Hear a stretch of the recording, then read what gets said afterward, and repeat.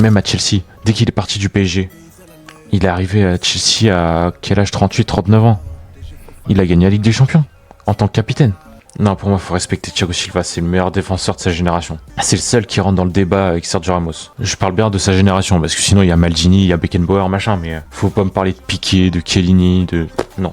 David Luiz aussi, je sais pas pourquoi de temps en temps je pense à David Luiz, et ça me manque, même si ça s'est mal fini avec Paris, j'aimais trop David Luiz. Et surtout quand on met dans le 11 des légendes Thiago Silva, les gens arrivent à dire c'est scandaleux.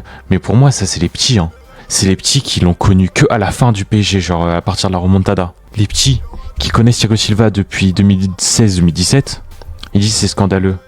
Mais les vrais connaisseurs de foot, ils mettent Thiago Silva tous les jours. Je me rappelle dans des 11 de légende, ça mettait Boateng, tu sais, le défenseur du Bayern. Il était excellent, mais il était à son prime. C'est comme Van Dijk. Pour moi, il était à son prime pendant 2 ans. Et ça le mettait devant Thiago Silva. Surtout que si on parle des conneries de Thiago Silva, on peut parler de l'horrible Boateng qui se prend un crochet par Messi. C'est quand même le dribble le plus marquant du 21e siècle.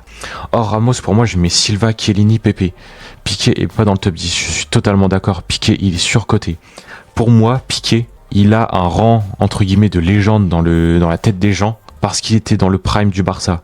Mais je te jure qu'à ce moment-là, tu mets n'importe quel défenseur, il fait la même carrière.